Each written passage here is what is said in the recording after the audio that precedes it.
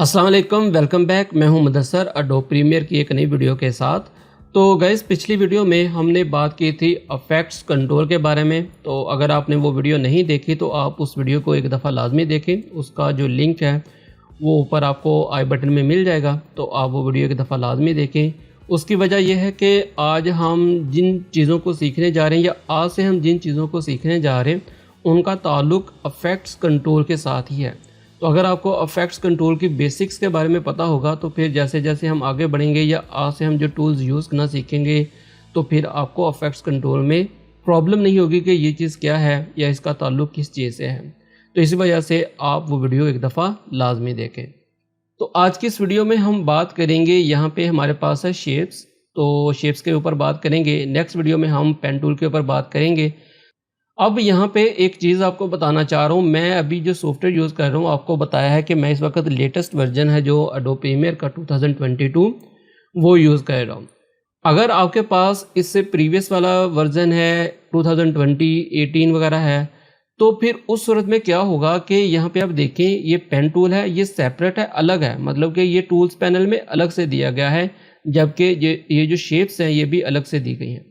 जो पिछले सॉफ्टवेयर हैं, अगर आप 2020 की बात करें तो उसमें आपके पास ये पेन टूल और शेप्स एक ही सेक्शन में दी गई हैं, एक ही ग्रुप में। कैसे? अब अगर मैं इस शेप्स के ऊपर क्लिक करूँ ना तो यहाँ पे हमारे पास इलिप्स है, फिर हमारे पास पॉलीगन टूल है, फिर इसी तरह से हमारे पास रेक्टेंगल है। तो जो पिछला 2020 है उसमें आपके पास दो चीज़ें होंगी, रेक्टेंगल होगा और इलिप्स होगा। आपको यहाँ पे पेन का आइकन नज़र आ रहा है, आपने उसके ऊपर लॉन्ग प्रेस करना है तो आपको वहाँ पे ये दोनों ऑप्शंस मिल जाएंगे। ये वाला जो पॉलीगन टूल है ये इसमें ऐड किया गया है, बहुत ज़्यादा इसमें कुछ ऐसा है नहीं है, लेकिन इसमें ऐड किया गया है। तो अगर आपके पास ये शो नहीं हो रहा है, बल्कि शो नहीं होगा, तो इसमें आपने परेशान नहीं होना। तो ये चीज़ें आप वैसे भी बना सकते हैं, ये इतनी ज़्यादा मुश्किल चीज़ नहीं है। तो ये तीन चीज़ें अलग से हैं हमारे पास, जबकि पेन टूल को अब 2022 वाला है उसमें अलग कर दिया गया है। 21 मैंने यूज़ नहीं किया, तो आप इसको एक दफ़ा देख लीजिएगा, हो सकता है कि उसमें भी ये दोनों चीज़ें अलग से मौजूद हों। तो आज की इस वीडियो में हम बात करेंगे शेप्स के बारे में। अगर आप यहाँ पे हमारे पास तीन किस्म की शेप्स हैं, तीनों के बारे में हम वन बाय वन बात करेंगे। तो सबसे पहले एक चीज़ आपने नोट करनी है कि अगर मैं प्ले हेड को यहाँ पे लेके आऊँ, यहाँ पे शेप को मैंने सेलेक्ट किया, रेक्टेंगल टूल को सेलेक्ट किया। अब मैं जस्ट यहाँ पे ड्रैग करूँगा। याद रखिएगा ये हमेशा आपके इस सीक्वेंस की जो आपकी स्क्रीन है प्रोग्राम एडिटर उसी के ऊपर काम करेगा। यहाँ पे मैंने एक रेक्टेंगल को क्रिएट कर लिया। अभी आप देखें कि ये जो रेक्टेंगल क्रिएट किया ये भी हाईलाइट है। जब हाईलाइट आया तो इसका क्या मतलब है, ये भी सिलेक्टेड है। अगर मैं इसको डिसेलेक्ट करूंगा तो ये अब आपको इस तरह से नज़र आ रहा है, मतलब कि कोई भी चीज़ आपको जो साइडों के ऊपर इसके बॉर्डर नज़र आ रहा था वो अब आपको नज़र नहीं आ रहा। अगर मैं इसको दोबारा सेलेक्ट करूंगा तो अब अगर मैं दोबारा से इसके ऊपर इस तरह से ड्रा करूंगा तो आप देखें कि हमारे पास एक नई शेप इसमें ऐड हो गई। अब हमारे पास यहाँ पे अब देखें कि एक ही क्लिप है या एक ही ट्रैक के ऊपर एक ही, अभी ये आपके पास क्लिप खास ड्यूरेशन का 5 सेकंड का ड्यूरेशन होता है इसका बाय डिफ़ॉल्ट। तो ये 5 सेकंड का जो ड्यूरेशन वाला क्लिप है इसके अंदर हमारे पास इस वक्त दो शेप्स हैं। क्यों दो शेप्स हैं इसी के अंदर? क्योंकि ये इस वक्त सिलेक्ट है। अगर इसको मैं डीसेलेक्ट करूं और अब अगर मैं यहाँ पे शेप क्रिएट करूं तो अब देखें कि ऊपर हमारे पास एक नई लेयर बन गई। अब ऊपर की ये क्यों बनी? क्योंकि मैंने इसको डीसेलेक्ट कर दिया था और जिस जगह पे आपका प्ले हेड होगा वहीं से आपकी जो नई शेप है या नई लेयर है या नया क्लिप है वो स्टार्ट होगा, अगर आप शेप टूल को, रेक्टेंगल टूल को या आप इलिप्स को यूज़ करेंगे। अब अगर मैं इसको भी डीसेलेक्ट करूं, अब अगर मैं यहाँ पे एक और यहाँ से ड्रॉ करूं तो आप देखें कि अब उससे ऊपर वाले ट्रैक के ऊपर हमारे पास एक नई जो लेयर है, जो ट्रैक है या क्लिप है वो यहाँ पे क्रिएट हो गया। अब अगर मैं दोबारा से इसी तरह से ड्रैग करूंगा, इसको डीसेलेक्ट करके यहाँ पे दोबारा से करूंगा तो अब आप देखिए कि उसके ऊपर भी हमारे पास एक नया ट्रैक या नया जो क्लिप है वो ऐड हो गया।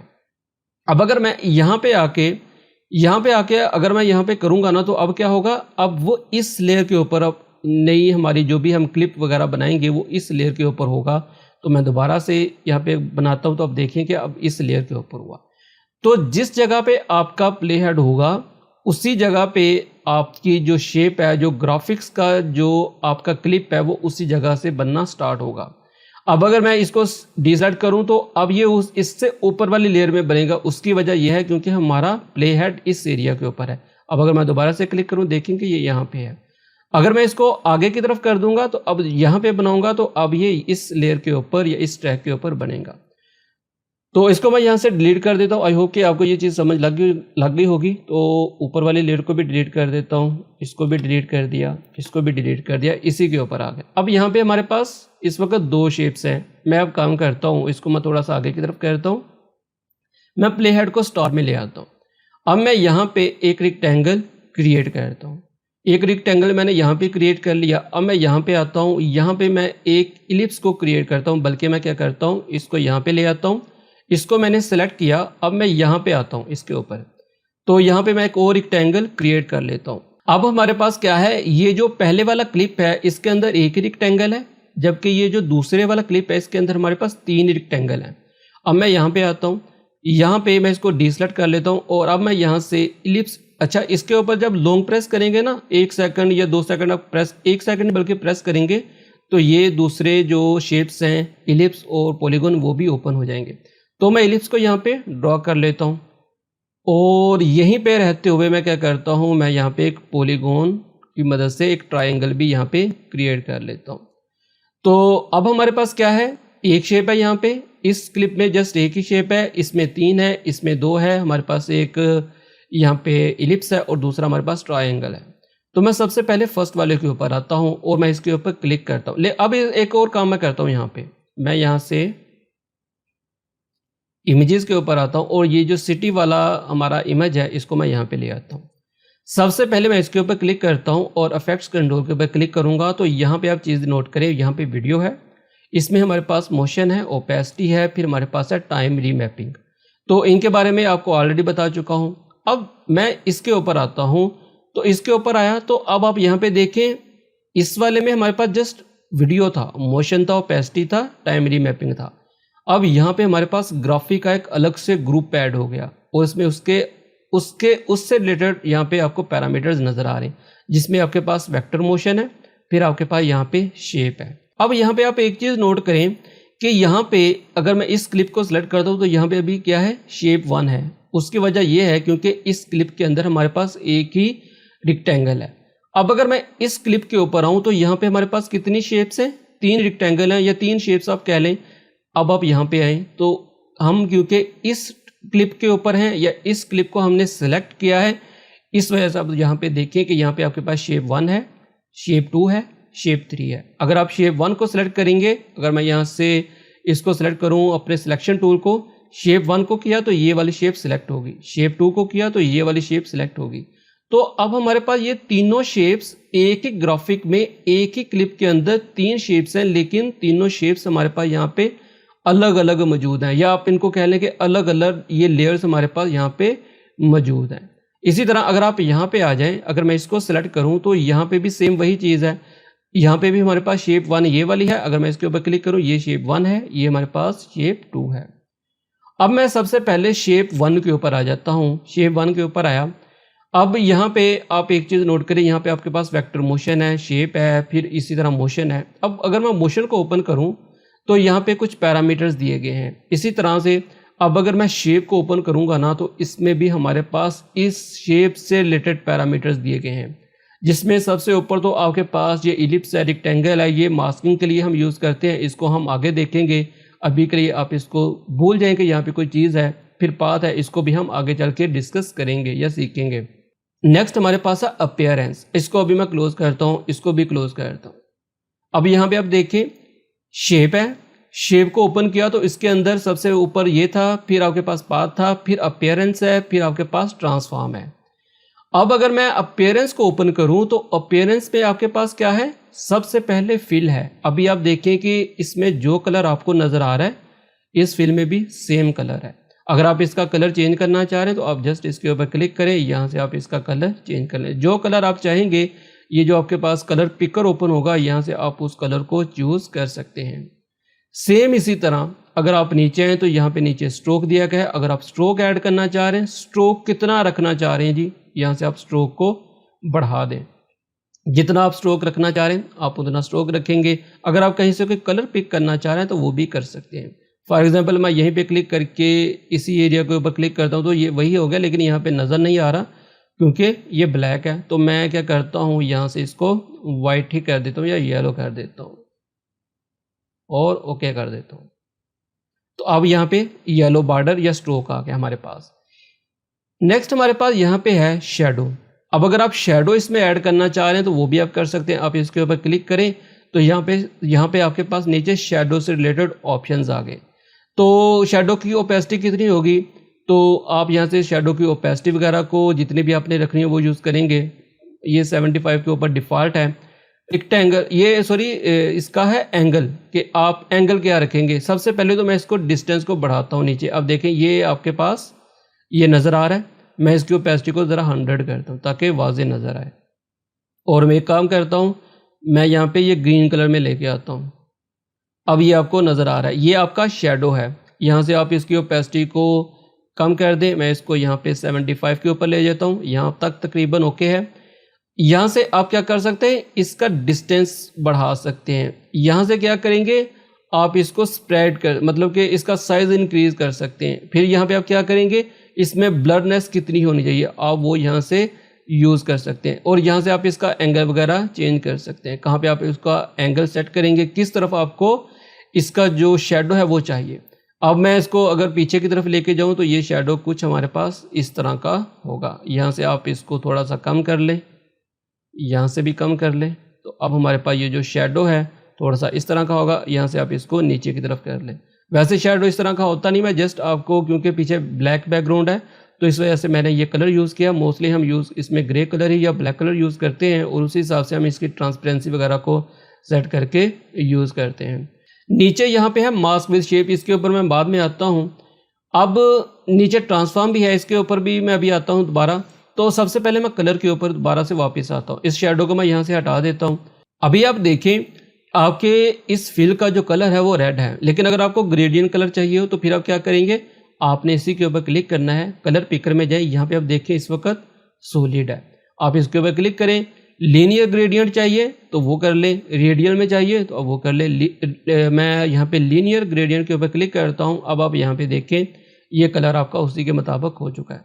मैं क्या करता हूँ, इस वाले कलर को चूज़ करूँ, यहाँ से सेलेक्ट करूँगा। यहाँ पे कौन सा कलर मुझे करना है, मुझे जी येलो कलर करना है। यहाँ पे कौन सा कलर करना है जी, मुझे रेड करना है। तो यहाँ पे आप देखें वही कलर आपका यहाँ पे हो गया। यहाँ से आप लोकेशन वगैरह को चूज़ कर सकते हैं। अब अगर आप यहाँ पे देखें तो अगर आप ये जो ऊपर वाला है ये है आपका ओपेसिटी, आप इसकी ओपेसिटी कितना रखना चाह रहे हैं। अगर आप इसके ऊपर क्लिक करेंगे तो आप इसकी, मैं इस वक्त येलो के ऊपर हूँ, इसकी ओपेसिटी कम मैं करना चाह रहा हूँ तो मैं यहाँ से इसकी ओपेसिटी को कम कर दूंगा। तो अब इसकी ओपेसिटी 0 हो चुकी है। तो इस वजह से जो पीछे ब्लैक बैकग्राउंड थी वो आपको नज़र आ रही है। अगर मैं इसको यहाँ पे ऊपर ले आऊँ और इस सिटी वाले जो इमेज है इसको मैं यहाँ पे ले आता हूँ। अब आप देखें कि ये एरिया क्योंकि ट्रांसपेरेंट था इस वजह से आपको यहाँ पे नज़र आ रहा है। मैं दोबारा से इसी के ऊपर आता हूँ। अगर मैं बॉर्डर को ख़त्म कर दूँ तो अब आपको ये शेप कुछ इस तरह की नज़र आ रही है। तो मैं क्या करता हूँ, इसकी ट्रांसपेरेंसी को दोबारा से 100 कर देता हूँ। मैं यहाँ से आके इसको 100 कर देता हूँ जी और ओके कर देता हूँ। अब यहाँ पे आप एक चीज़ नोट करें कि ये इसकी जो डायरेक्शन है, ये जो कलर है, इसको आप ऊपर से नीचे करना चाह रहे हैं या आप इस कॉर्नर से इस कॉर्नर की तरफ लेके आना चाह रहे हैं। मतलब ये कलर, मैं कलर की बात कर रहा हूँ, इस कॉर्नर से इस कॉर्नर के ऊपर या नीचे से ऊपर करना चाह रहे हैं। तो आप क्या करेंगे, इसको सेलेक्ट करें। अब आप इसके ऊपर आ जाएं, सिलेक्शन टूल के ऊपर, इसके ऊपर है। यहाँ पे आप देखें कि आपको एक लाइन नज़र आ रही है, इसके ऊपर 2 नोड्स नज़र आ रही हैं। अब आप जस्ट इसको इस तरह से रोटेट कर लें। इसको आप अपने हिसाब से जिस जगह पे भी चाह रहे हैं, जिस तरह भी आप इसकी डायरेक्शन बनाना चाह रहे हैं, आप इसकी डायरेक्शन यहाँ से बना सकते हैं। अपनी मर्ज़ी के लिहाज से जिस तरह भी आप इसकी डायरेक्शन वगैरह को सेट करना चाह रहे हैं आप वो सेट कर सकते हैं। तो अगर कलर वगैरह चेंज करना हो तो आपको पता है कि यहाँ से आप कलर चेंज कर सकते हैं। अगर आप इसको रेडियल में करेंगे तो ये सर्कल में हो जाएगा। अभी आप इसमें जो कोई भी चेंजिंग करना चाह रहे हैं आप वो अपनी मर्ज़ी के लिहाज से चेंजिंग वगैरह कर सकते हैं। यहाँ पे आप इस तरह से इसको फैला दें और अब अगर आप इसको नीचे की तरफ लेके आएँ तो ये आप सारा काम अब ईज़िली कर सकते हैं। यहाँ से आप इस कलर को आगे पीछे कर सकते हैं। तो इस तरह से आप अपनी जो आपका रेक्टेंगल होगा, कोई भी शेप होगी, आपने एलिप्स यूज़ किया, आपने कोई रेक्टेंगल बनाया, तो आप उसके ऊपर ग्रेडियंट कलर को अप्लाई कर सकते हैं। मैं इसको यहाँ से करता हूँ, इसके ऊपर आता हूँ, इसको मैं यहाँ से सॉलिड कर देता हूँ। सॉलिड में हमने रेड सेलेक्ट किया था, उसी को रहने देता हूँ। अब मैं यहाँ पे दोबारा से स्ट्रोक के ऊपर आता हूँ और यहाँ पे स्ट्रोक इस वक्त 23 है। अब यहाँ पे आप देखें, आपको एक प्लस का बटन नज़र आ रहा है। इसी तरह शेडो में भी प्लस का बटन नज़र आ रहा है। अब ये जो प्लस के बटन का यहाँ पे फंक्शन है या इसका फीचर क्या है या इसको किस वजह से यहाँ पे दिया गया, इसका मतलब है कि आपने एक शेडो या एक स्ट्रोक अप्लाई किया। अगर आप मल्टीपल स्ट्रोक्स या शेडो अप्लाई करना चाह रहे हैं वो कर सकते हैं। अगर मैं यहाँ पे एक और स्ट्रोक ऐड कर दूं और इस स्ट्रोक का मैं कलर कर देता हूँ जी यहाँ से ब्लू और साइज मैं इसका ज़्यादा करता हूँ। अब आप देखें यहाँ पे आपके पास दो यहाँ पे स्ट्रोक ऐड हो गए। अगर आप एक और स्ट्रोक ऐड करना चाह रहे हैं, यहाँ पे प्लस के बटन के ऊपर क्लिक करें, यहाँ से अब आप इसको वाइट कर दें और यहाँ से आप इसका जो साइज़ है वो इंक्रीज़ कर दें। अब हमारे पास यहाँ पे 3 बॉर्डर आ गए या 3 स्ट्रोक आ गए। अगर आप किसी भी स्ट्रोक को डिलीट करना चाह रहे हैं तो प्लस के बटन के ऊपर यहाँ पे क्लिक करें, वो आपका जो बॉर्डर है वो डिलीट हो जाएगा। सेम यही काम आप अपने स्ट्रोक के साथ भी शेडो के साथ भी कर सकते हैं। आप मल्टीपल शेडोज़ ऐड कर सकते हैं। तो ये था अपीयरेंस कि आप अपीयरेंस को कैसे यूज़ करेंगे। अब मैं यहाँ पे नीचे आता हूँ। यहाँ पे नेक्स्ट हमारे पास है ट्रांसफॉर्म। अब ट्रांसफॉर्म पहले मैं ओपन करता हूँ। ट्रांसफॉर्म को ज़रा ओपन करते हैं। यहाँ पे आप देखें, यहाँ पे आपके पास है पोजीशन, फिर हमारे पास है स्केल, ओपेसिटी, रोटेशन, वही चीज़ें हैं जो कि आपको यहाँ पे मोशन में दी गई हैं। अच्छा, इसी तरह अगर आप यहाँ पे ऊपर आते हैं ना वेक्टर मोशन में, इसमें भी आपके पास वही चीज़ें हैं। यहाँ पे आपके पास पोजीशन है, फिर वही स्केल है, ओपेसिटी है, वही रोटेशन वगैरह है। तो इनमें फ़र्क क्या है? सबसे पहले तो हम समझते हैं जी। मैं आता हूँ यहाँ पे मोशन के ऊपर। अब आप यहाँ पे देखें, मैंने जैसे ही मोशन को सेलेक्ट किया, मैं यहाँ पे देखें इस वक्त ये आपका सीक्वेंस का साइज़ है जो कि है 1920x1080। इस सीक्वेंस का साइज़ है। अगर आप देखना चाह रहे हैं सीक्वेंस सेटिंग में जाएं, यहाँ पे आप देखें 1920x1080 है। मैं इसको यहाँ से ओके करता हूँ। अब अगर मैं यहाँ पे क्लिक करूँगा तो ये जो आपको बाउंडिंग बॉक्स नज़र आ रहा है ये 1920x1080 है। मतलब कि ये हमारा पूरा जो क्लिप है, इसको मैं यहाँ से अब हटा देता हूँ, इसको मैं नीचे ले आता हूँ। मतलब कि अब हमारा ये जो रेक्टेंगल है ये किसके ऊपर है, 1920x1080 के ऊपर, सीक्वेंस के ऊपर। अब अगर मैं यहाँ से इसको सेलेक्ट करूँगा और यहाँ से मैं इसकी पोजीशन चेंज करूँ, यहाँ से इसकी मैं पोजीशन चेंज करूँ, तो आप देखें कि ये बाउंडिंग बॉक्स पूरे का पूरा यहाँ से उसकी पोजीशन चेंज हो रही है। अब इसका मतलब क्या है? इसका मतलब यह है कि आपका ये जो इसके अंदर जो हमारी शेप है वो अपनी जगह पे स्टिल मौजूद है। हम किसकी पोजीशन चेंज कर रहे हैं? हम अपने सीक्वेंस की पोजीशन चेंज कर रहे हैं। ये क्योंकि रेक्टेंगल हमने बनाया था, ग्राफिक बनाया था, ग्राफिक एक आपके सीक्वेंस के मुताबिक उसका जो साइज़ है वो बन गया। अब जब हम यहाँ से मोशन से उसकी पोजीशन को चेंज करेंगे, उसका स्केल अप डाउन करेंगे, यहाँ पे आप देखें अगर मैं स्केल अप डाउन कर रहा हूँ तो पूरे का चेंज हो रहा है। तो यहाँ पे पूरे सीक्वेंस का साइज चेंज हो रहा है। लेकिन अब अगर मैं यहाँ पे आ जाऊँ इसकी शेप में और इसके ट्रांसफॉर्म में मैं आ जाता हूँ, ये इसका ट्रांसफॉर्म है। अब यहाँ से अगर मैं इसकी, ये आपका देखें, ये आपका बाउंडिंग बॉक्स वो वाला है जो कि हमारा मोशन में था, ये वाला। अब अगर मैं यहाँ से स्केल करूँगा तो क्या होगा? आप देखें कि आपका ये बाउंडिंग बॉक्स अभी भी अपनी जगह पे मौजूद है, उसका साइज़ इंक्रीज़ नहीं हो रहा, बल्कि अब हमारी इस शेप का साइज़ इंक्रीज़ हो रहा है। अगर मैं यहाँ से जितना मर्जी इंक्रीज़ कर दूँ तो अब हमारी इस शेप का साइज़ इंक्रीज़ हो रहा है। इसी तरह से इसकी आप पोजीशन चेंज कर सकते हैं, आप यहाँ से पोजीशन चेंज कर सकते हैं। ये आपको और ज़्यादा वाज़ेह हो जाता है। अगर मैं यहाँ पे आऊँ, मैं यहाँ पे आ गया। अब यहाँ पे मैं क्या करता हूँ, यहाँ पे आपके पास 3 शेप्स हैं, तीनों शेप्स के अपने अपने पैरामीटर्स हैं। अगर मैं इसको ओपन करूँ, यहाँ पे भी आपके पास फिल है, ट्रांसफॉर्म है इसका अपना। इसी तरह अगर मैं यहाँ पे शेप 2 को सेलेक्ट करूँ, इसको ओपन करूँ, यहाँ पे शेप 2 है, इसके अपना अपीयरेंस है, अपने पैरामीटर्स हैं। इसी तरह अगर मैं शेप 3 को सेलेक्ट करूँ तो उसके भी अपने पैरामीटर्स और ट्रांसफॉर्म का ऑप्शन मौजूद है। अब अगर मैं इनका कलर चेंज करना चाह रहा हूँ, फॉर एग्जांपल जी मैं शेप 1 है ना उसका कलर कर देता हूँ यहाँ से रेड, इसका रेड कर दिया। और जो शेप 2 है ना उसको भी ओपन किया, उसका मैंने कर दिया जी ग्रीन, यहाँ से मैं उसका ग्रीन कर देता हूँ।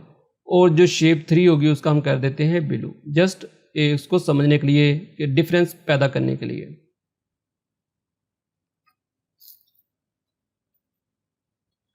अब देखें कि एक ही हमारे पास क्लिप है, ग्राफिक का एक ही क्लिप है, उसके अंदर हमारे पास मुख्तलिफ 3 शेप्स हैं।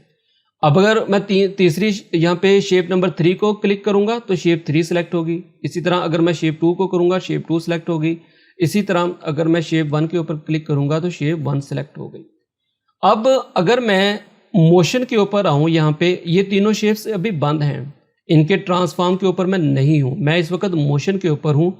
अब अगर मैं यहाँ से स्केल करूँगा ना तो आप देखें कि तीनों का स्केल अप हो रहा है और तीनों का स्केल भी कम हो रहा है।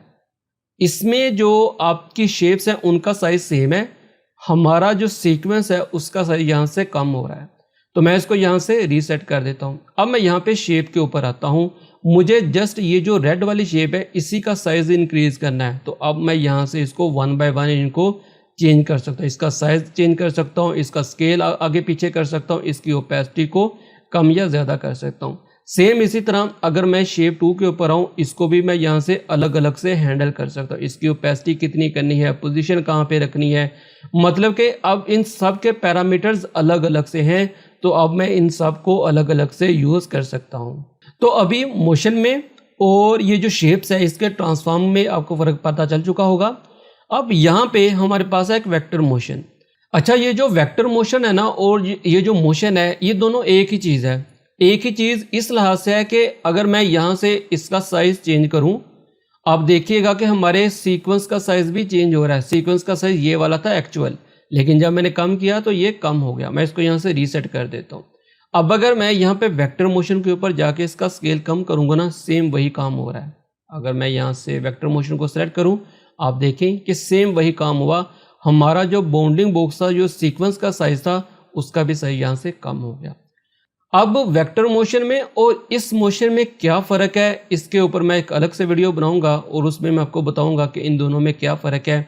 अब मैं आ जाता हूं इसके ऊपर, यहाँ पे मैं इसको सेलेक्ट करता हूं, तो इसमें भी वही चीज़ें हैं, कुछ भी इसमें मुख्तलिफ नहीं है। शेप 1 है, शेप 2 है। अगर आप इसको ओपन करें तो इसमें भी हमारे पास वही चीज़ें हैं, अपीयरेंस है, बाकी सेम चीज़ें हैं, कोई भी इसमें मुख्तलिफ चीज़ नहीं है।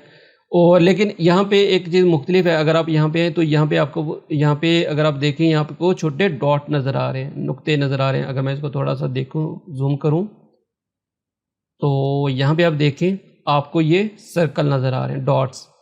ये क्या करते हैं, इसको राउंड करने देंगे। अभी आप देखें कि इसका जो आपको कॉर्नर है या कोना है, जो त्रिकोण जहाँ पे है, वो आपको काफ़ी शार्प नज़र आ रही है। अगर आप इसको राउंड में करना चाह रहे हैं, आप जस्ट इसको नीचे की तरफ ड्रैग करें तो ये राउंड शेप में हो जाएगा। अब अगर इसको मैं यहाँ पे फिट करूँ तो आप देखें कि ये राउंड शेप में हो चुका है। तो आप इस तरह से इसको राउंड वगैरह कर सकते हैं। बाकी पैरामीटर्स, जो ऑप्शंस और अपीयरेंस के जो ऑप्शंस हैं वो भी इसी में सेम है। अगर मैं यहाँ पे शेप 2 को ओपन करूँ, ये हमारी शेप 2 है, इसमें भी वही चीज़ें हैं। पाथ है आपके पास, अपीयरेंस है, फिर ट्रांसफॉर्म में भी आपके पास वही ऑप्शंस हैं। तो नेक्स्ट वीडियो में हम पेन टूल के ऊपर बात करेंगे। बहुत ज़्यादा मुश्किल टूल नहीं है, जब हम उसके ऊपर आएंगे तो आपको समझ लग जाएगी कि कैसे हम इसको भी यूज़ कर सकते हैं। तो मिलते हैं नेक्स्ट वीडियो में, तब तक के लिए अपना और अपने प्यारों का ख्याल रखिएगा। अल्लाह हाफिज़।